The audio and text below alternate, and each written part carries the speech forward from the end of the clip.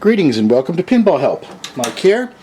Work is continuing on this Stern NBA game, and if you've been following the videos, I've kind of been systematically going over the game, working on the underside of the playfield here, fixing all of the different broken mechanical fixtures and stuff like that.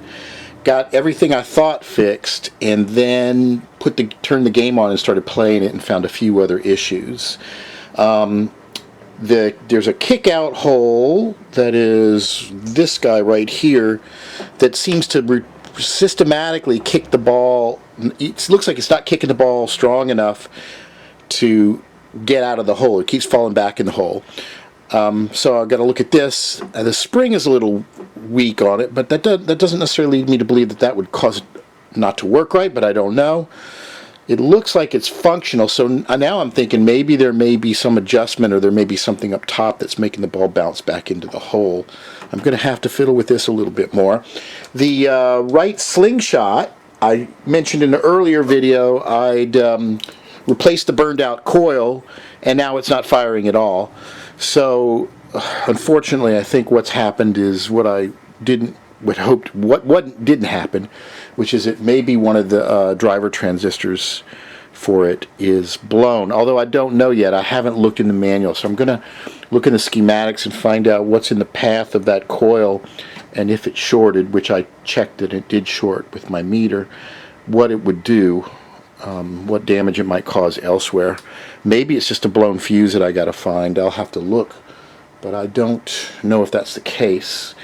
So I noticed another thing. There's a auto kicker here in the trough for multi-ball, and I started a multi-ball and the ball just anemically just went bloop down. So it turns out this too has a plunger link that's broken. It's broken, so I'm going to have to take that whole thing off and replace it. And I'm going to try to see if I can just do this on camera.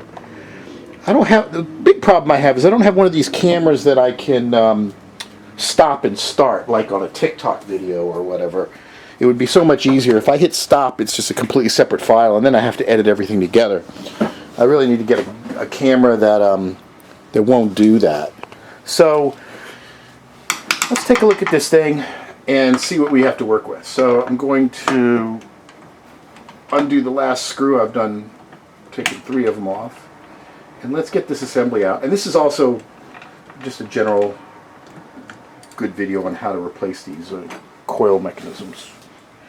Alright, so this comes right off. Normally it would not come completely off, but you can see this link is broken. And I don't know, the other half of it's probably in the bottom of the game. So that's what was causing this. And so I'll take a good look at this. I'll clean it, and I'll replace this. Let's take a look at the spring. Looks to be okay. Sometimes I'll take it and I'll just pull it a little bit, give it a little bit more pep if it's gotten fatigued. I have replacement springs, but I don't think I really need to replace it if it's not broken. And I'm also kind of skeptical that sometimes these newer springs are not as well made as the original ones, so I avoid them. Alright, so in this case I think I want to also replace the coil sleeve just to make sure, because I've got a bunch of extra coil sleeves. So there's the new plunger, and here's a new coil sleeve. I just got a bunch of them, so I'm just going to replace them and put a new plunger and a new coil sleeve.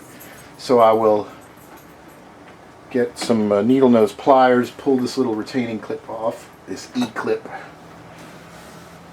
and of course nothing is ever right handy when I need it, you know. So maybe I won't bother doing this on camera, but I'll show you. So I'm going to pull this clip out right here, and then the new piece will just slide right on, and then I'll clip it in right here.